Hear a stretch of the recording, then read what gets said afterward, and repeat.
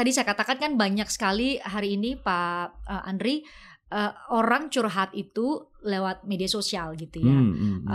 Di awal ketika tahu, oh Pak Menteri ini nih launching Legal Policy Hub, konkretnya akan seperti apa? Karena kan sekarang tuh rantai komunikasi kita kayak tuh di sini semua tuh. Kita mention lah Gubernur Jawa Barat nih jalannya kemana? Kita mention lah Gubernur Lampung misalnya, atau jarak antara pengambil kebijakan dengan masyarakat yang diatur itu kan deket banget Pak. Dengan narasi yang macam-macam tuh, itu akan juga dipertimbangkan untuk bagaimana supaya kami nih publik juga punya bisa ikut terlibat di Legal Policy Hub ini. Jadi jadi Mbak, jadi kita sekarang sudah mengembangkan yang namanya Legal Policy Hub platform. Dan platform. Nah, isinya adalah semua hasil kajian yang dibuat kawan-kawan di kementerian lembaga sampai ke pemerintah daerah. Jadi kami sediakan tuh platformnya. Nah, nanti ke depan platform ini juga akan kami upgrade sesuai dengan rencana strategis Pak Menteri untuk mengembangkan transformasi digital di Kementerian Hukum. Nanti ada AI-nya tuh untuk melakukan crawling data, kajian apa yang kira-kira menjadi atensi publik di situ. Nah, jadi tujuannya Mbak sebenarnya dari sisi publik nih jadi bahan edukasi juga sih. Bagaimana publik bisa lebih literate terhadap isu kebijakan, dari awal kajiannya seperti apa, terus kawan-kawan akademisi juga kami buka nanti ruangnya. Kalau mereka mau menyampaikan data-data hasil kajian, mungkin selama ini nggak ada tempat ruangnya untuk didengar, untuk dipakai kepada decision maker. Siapa tahu kawan-kawan di kampus yang udah bikin kajian bagus-bagus, tapi nggak tahu harus kemana ngasihnya. Outputnya mau kemana, itu bisa masuk di dalam digital platform ini. Dan insya Allah dalam waktu yang tidak terlalu lama akan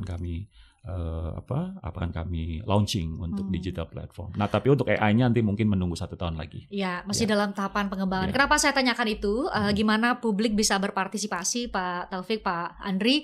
Karena kan hari-hari ini viral juga bagaimana kalau konteksnya contoh beberapa kepala daerah itu Pak, karena saking dekatnya jaraknya secara geografis dengan rakyat yang dipimpin, demo besar-besaran karena misalnya ada penerapan pajak tertentu misalnya, kita kan langsung protes, waduh nih kita sebagai warga negara bayar jenis pajaknya berapa banyak nih gitu ya. Jadi karena kan tidak pernah kami tahu kenapa kami punya kewajiban bayar pajak A, kenapa lagi jadi pajak B, kenapa lagi jadi pajak C gitu Pak. Jadi nggak ada tuh edukasi secara langsung dan secara sederhana kepada publik untuk bisa paham kenapa kami punya kewajiban bayar pajak.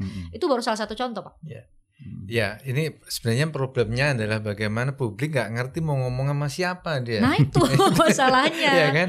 Nah, Policy Hub ini penting ini ya kan. Tadi tidak hanya ngobrol antara para ahli kebijakan antar instansi pemerintah, media, bukan. Tapi justru yang paling penting adalah menyediakan akses untuk publik. Kalau dia komplain, kalau dia ada keluhan, ngomong sama siapa? Nah, sekarang bingung. Pintunya banyak, nyasar, ya kan? Nah, ini yang tadi Policy Hub itu pentingnya begitu. Jadi kalau kita punya sekarang ini semuanya terhubung, data, informasi, keahlian itu terhubung. Publik itu ngomongnya satu pintu saja, gitu kan? Nah, dan Policy Hub tadi, ya kan? Sehingga tadi tidak ada kemudian publik menginterpretasikan sendiri kebijakan ini harusnya salah dia. Jelas dia ngomong, oh karena kami punya data. Nah, itu satu. Yang kedua, ini kadang-kadang kan gitu juga ya. Under pressure sekarang kita ngomong semua daerah kondisi ekonomi mungkin lagi ya banyak tantangannya gitu ya. Nah, ngambil keputusan ini kita kan dengan Policy Hub ini akan menyediakan tadi sebuah data, sebuah informasi, sebuah kajian cepat kita lakukan. Ini penting ya kan, mengapa masyarakat nggak pengen namanya kebijakan coba-coba. Nah ini ya kan. Jadi dia kalau nggak coba-coba ya basis tadi keahlian. Banyak orang yang ahli ya yang kita punya namanya analis kebijakan, ada namanya peneliti, ada namanya analis hukum. Banyak ini yang dari Policy Hub ini. Yuk ini jadi satu, yuk kita layani masyarakat yang haus informasi. Yuk kita layani masyarakat yang sekarang ini haus menuntut akuntabilitas pemerintah. Nah, akuntabilitas inilah yang menjadi kunci ya, Pak Andri ya. Betul. Akuntabilitas sedari awal kebijakan itu mau dibuat, betul ya? Betul. Jadi saya sepakat apa yang disampaikan Pak Taufik tadi bahwa bagaimana rakyat menyayangi pemerintah itu ketika masyarakat memiliki trust, kan gitu ya. Nah, trust itu muncul ketika masyarakat bisa menganggap pemerintahnya bekerja dengan baik. Nah, tentu dari awal kita juga harus memberikan impression kepada publik bahwa bagaimana pemerintah bisa dilihat bekerja baik. We have to work professionally. Kita harus bekerja profesional. Cara bagaimana kita bekerja profesional adalah dengan menunjukkan kualitas kerja kita. Nah, kualitas kerja kita ya tadi berbasis kajian, berbasis data, berbasis expertise, berbasis knowledge, sehingga nanti pada saat deliver kebijakannya ke publik tuh kerasa, oh ini udah dikaji nih gitu ya. Nah jadi tadi yang dibilang sama Pak Taufik, ini kayak kebijakan yang jangan coba-coba gitu ya, bukan trial and error gitu ya. Apalagi kebijakan berbasis wangsit namanya. Nah, wangsit. Ini bahaya ini ya. Ya kan zaman sekarang kalau ditanyain publik, lupa apa dasarnya ngambil keputusan. Wah saya kemarin ngimpi, ya ini repot kita. Gitu. Wangsit ya, karena kan nanti kalau misalnya trial itu ya Pak, berbasis apa tadi ada kebijakan yang hanya coba-coba Pak. Jadi nanti ada komentar dari netizen lagi, ini Gubernur A atau misalnya Pak Bapak ini tuh ini ada timnya yang timnya yang melakukan kajian nggak ya berbicara dengan nada nada tertentu. Sekarang tuh begitu Pak, karena makin cerewet, makin punya punya medium untuk menyampaikan pendapat. Jadi tadi Pak Andri bilang tadi bahwa kalau mungkin kami diikutkan sedari awal dan diperlihatkan bahwa ada kebijakan, ada kajian yang lengkap, komprehensif, melibatkan banyak pihak. Jadi kami juga nggak akan suzon juga nih dengan kebijakan baru ini gitu Pak. Betul. Sekarang ini pinter ya Pak, netizen ini seringkali gini. Kalau Wah, maha benar Pak, bukan pinter lagi Pak, maha benar. Kalau misalnya ada yang salah, ditanyain misalnya, mana SOP-nya, mana kajiannya. Nah kan artinya ini sebagai konsekuensi. Di dalam demokrasi semua keputusan harus bisa bertanggungjawabkan. Akuntabel. Ya, harus bisa dipertanggungjawabkan, harus akuntabel. Gimana caranya untuk keputusan yang akuntabel? Basisnya adalah data, basisnya pengetahuan, gitu ya. Kan kata kok di dalam agama itu kalau kita ngambil keputusan nggak pakai ilmu rusak tatanannya gitu. Inilah makanya tadi kita perlu legal policy hub tadi. Policy hub yang tempat namanya juga hub ya, mempertemukan sebenarnya ya.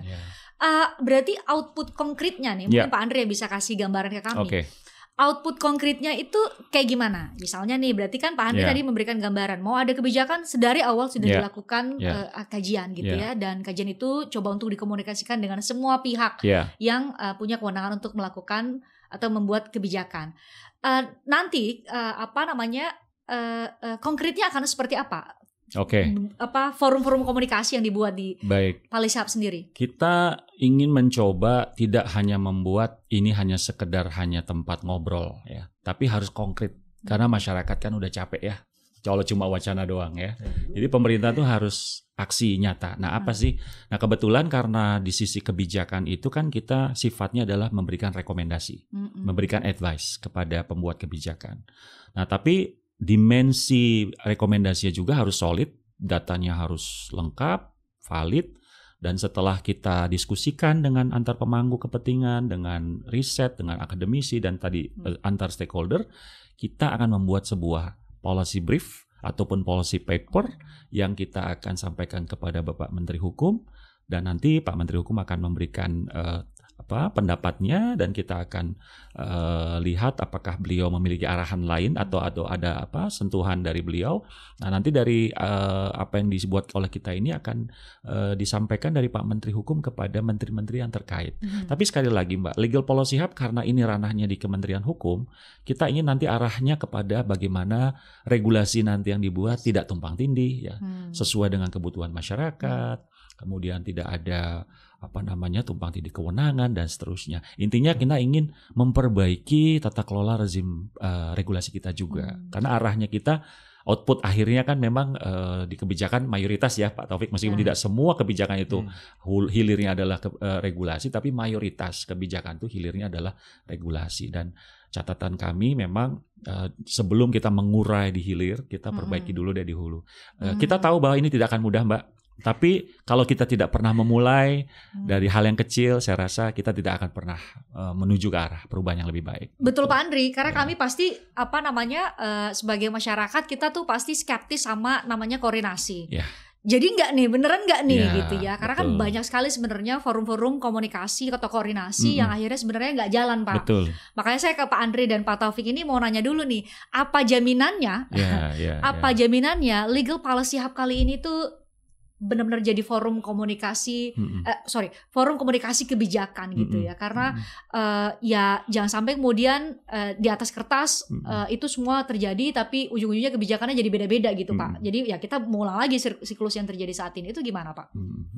Ya selama ini kan problemnya tadi ya, kita sering mendengar masyarakat namanya ego sektoral dan seterusnya. Ini yang mengapa? Karena kurang ngobrol tadi, ya kan? Sebenarnya kan itu kan. Kurang ngopi, kita itu mau ngambil keputusan itu kan ngobrol, ya. Tidak hanya ngobrol antar pemerintah, sehingga kemudian tadi karena masing-masing memang punya aturan, punya kewenangan sendiri, tetapi dengan tadi ada koordinasi dalam membuat kebijakan, sampai dari mulai ngurumuskan sampai pada pengendaliannya, sampai pada kemudian lesson learn kebijakannya tadi, itu juga memudahkan nanti bagi publik juga untuk dialog. Tadi saya sampaikan tadi, problem di lapangan seringkali publik mau tanya kepada siapa? Curhat sama siapa? Apa buktinya ini? Kok ini kan beneran dibaca keputusan nggak nih laporan ada pertimbangannya, ya kan? Nah, ini nanti akan seperti itu ya, sebuah informasi termasuk nanti ini yang penting ya. Kalau kita sebenarnya di instansi pemerintah itu wajib namanya membuka saluran keluhan. Nah, keluhan-keluhan ini juga menjadi sebuah database tadi untuk hub ini, bagaimana diolah agar nanti kalau bikin kebijakan lagi tidak lagi mengulang kesalahan, atau dengan keluhan tadi kita bisa punya solusi tuntas lintas instansi. Oh, berarti nggak hanya dari segi perencanaan awal, tapi juga pada evaluasinya sampai ke pengendalian tadi. Evaluasi tidak hanya dilakukan pemerintah, tapi juga kita mengakomodir, mendengarkan evaluasi masyarakat, media dan tadi stakeholder. Ya, stakeholder. Wah,